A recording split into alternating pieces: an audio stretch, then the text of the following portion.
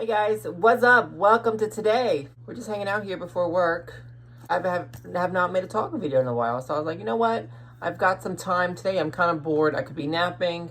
No, I could be making content. So here we are. Hanging out before work. I got to close tonight, so I've got some time. It's the first day of fall, so happy fall. Perfect occasion to talk some shit. You know, why not? Giving low cut today. Low cut yellow. I feel like I would have wore this whole outfit in 2013. I don't know why. I'm feeling like very nostalgic lately. I'm going to wear this shirt on top for work. Is it a vibe? Is it a vibe? A vibe? Maybe? A vibe? My outfits have been fun. And I feel like my outfits are slowly going a little, not viral, but like getting a little popular on the TikTok. So I'm like, oh my God, look at me. Thank you. It only took 18 years. People to finally notice me. No. Yeah, just hanging out here. I really don't know what to talk about. I had a few things like I could have discussed. Like I go through life and there are things that happen or pop up in my mind. I'm like, I could be talking about, like, this is a good topic for a talk video. But then I think too, it's like, I'm just negative. Like, can we not, like, somebody has so much to talk about, so much shit, so much negativity, like icks. I have a lot of icks that have been popping my mind lately that we could probably talk about. Like stupid shit. It could, like, people wearing sunglasses in the store. I'm like, who do you think you are? Meanwhile, your wrinkled ass suit. Like, okay. There's a couple that came in. And it's like, where I work, where I live, everything is snobby. Everything is like, look what I got. Look what I am. Look what you're not. I'm something. You're nothing. Like, you know, it's that kind of vibe. If you don't iron your suit. Anyway, this couple comes in, and when it's a very snobby couple, it's either two things. The woman's very nice, and the man's a dick, or the woman's a dick, and the man is like, oh my God. So it's, right there, you know who's got more money than who. You know, who's wearing the pants in the relationship.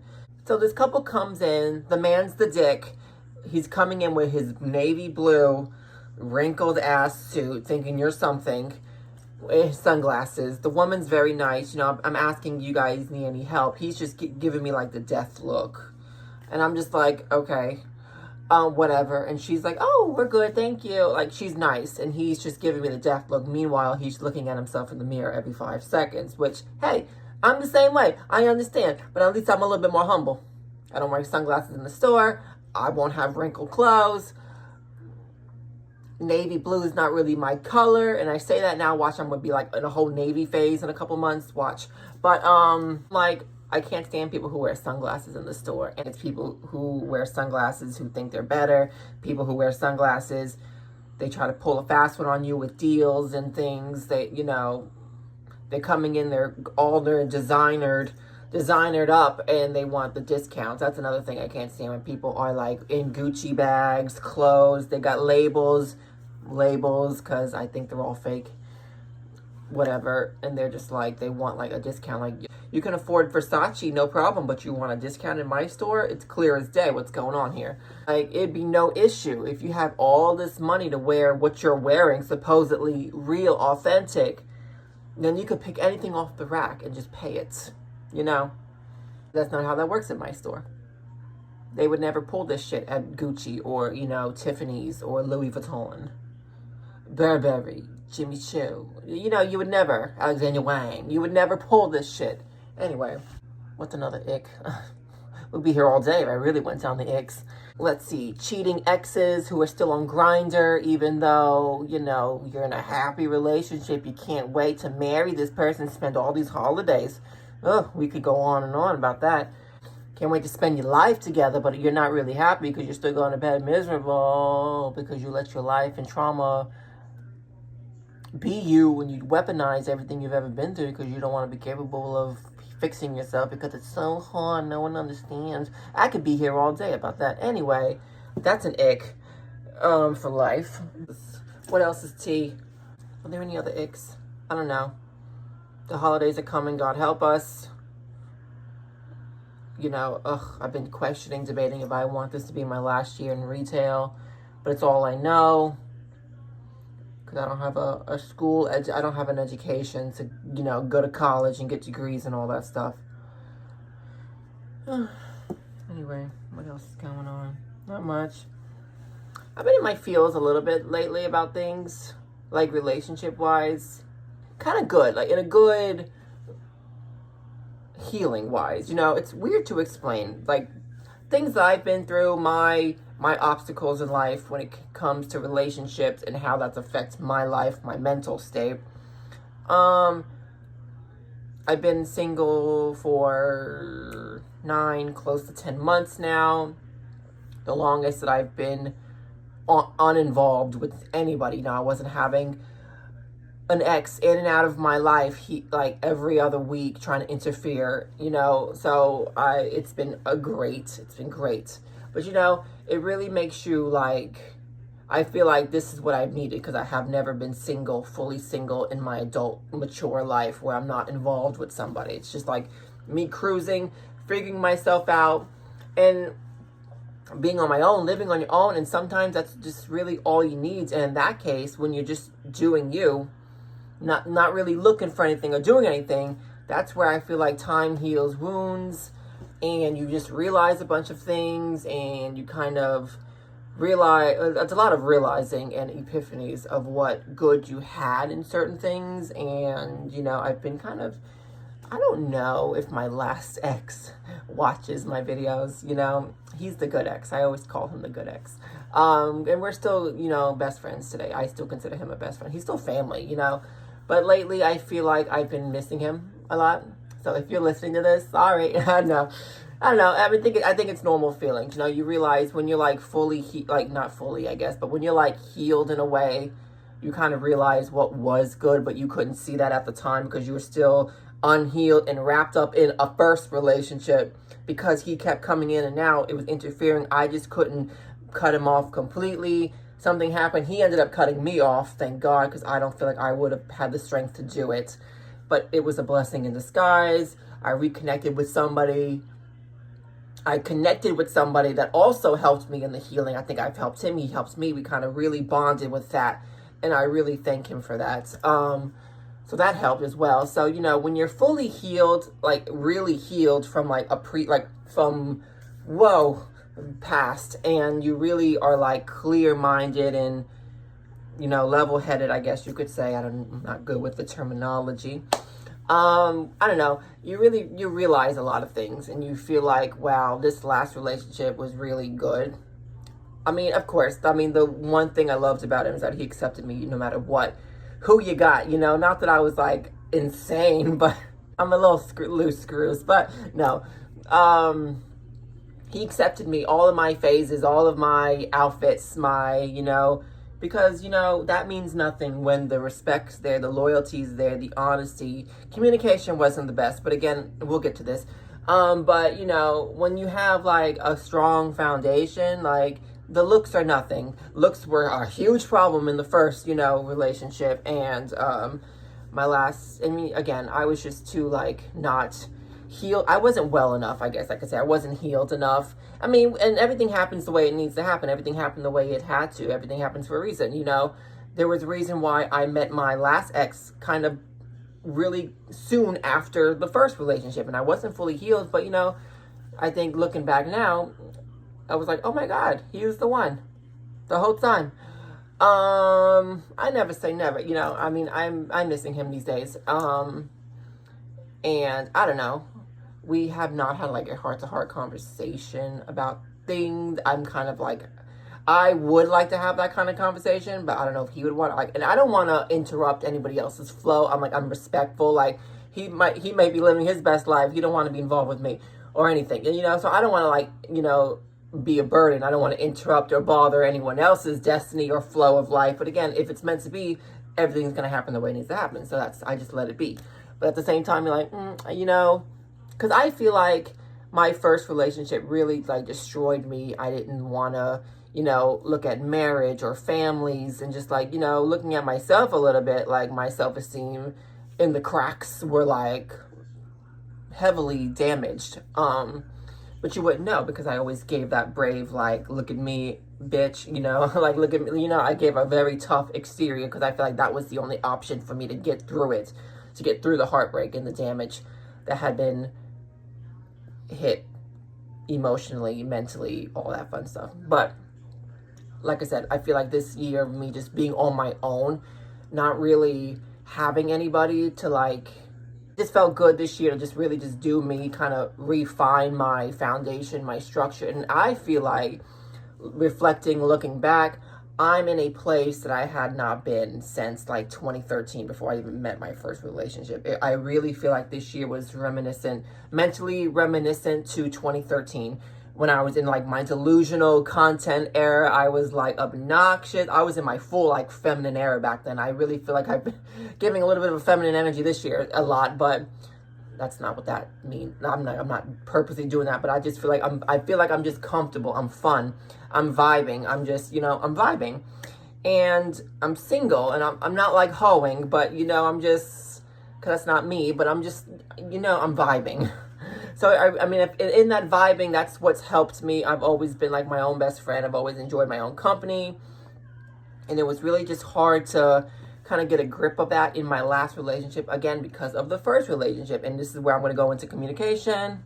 I feel like, and I made a video about this earlier, but I didn't post it, where I was like kind of therapying myself, where I feel like a communication was a big hit with us, because both my relationships, but my last relationship, I feel like a lot of unhealed business from my first relationship came out in the last relationship, especially with communication. Because I feel like in the first relationship, I was young, in love. I didn't know, I wasn't experienced. I didn't really know that I was being abused, mentally and like emotionally hit.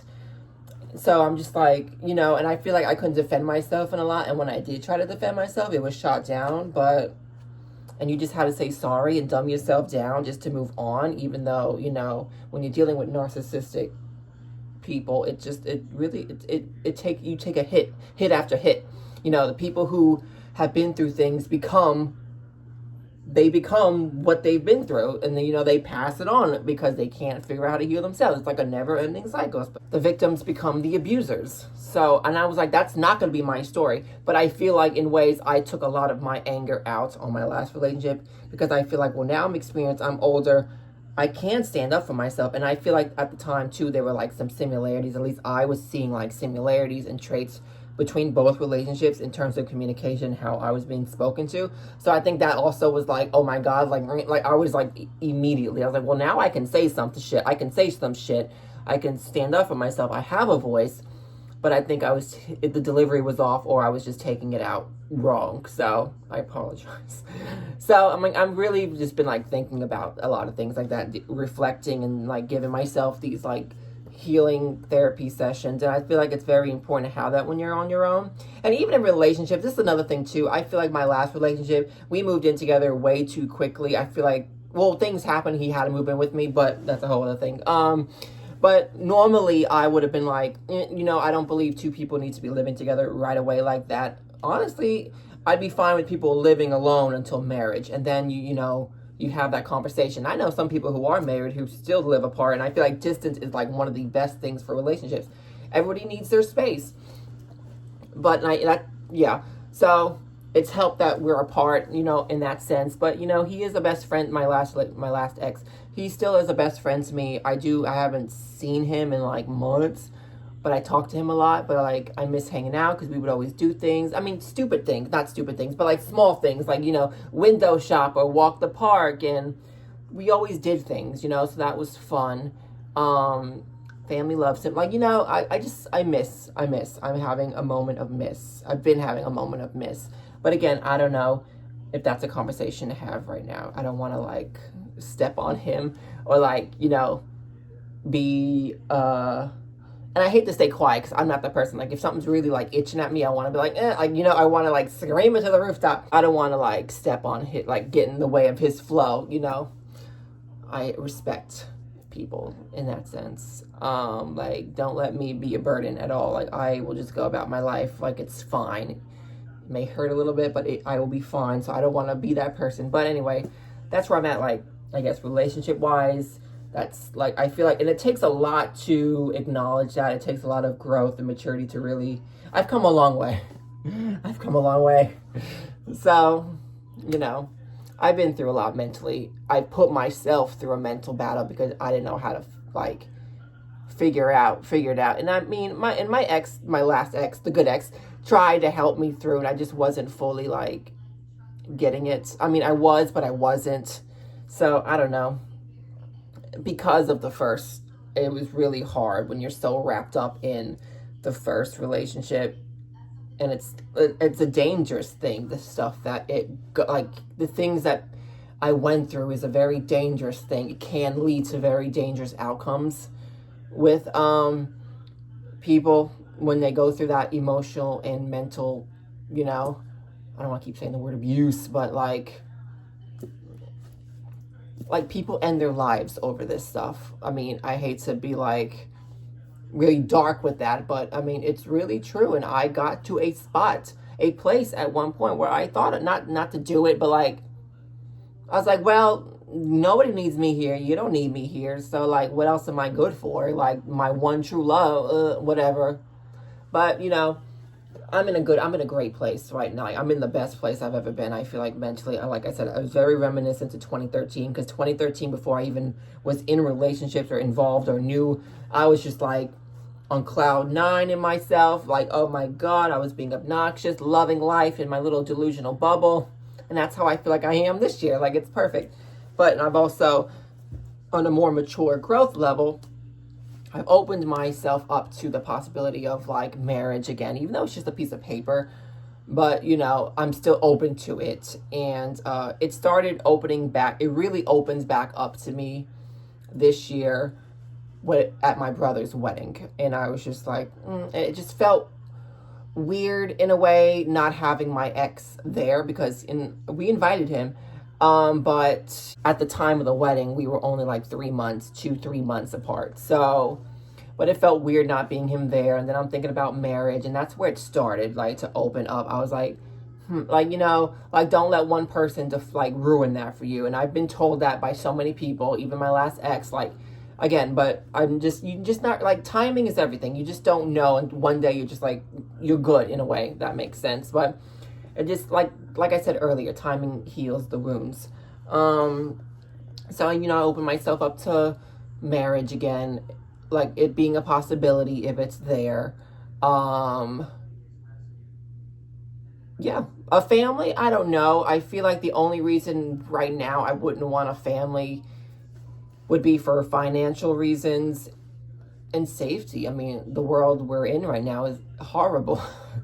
And like, I can barely keep myself under the roof. You think I can bring another child? I don't want to bring a child in just because I want a kid and I can't afford it. So the dog is fine. The dog is enough.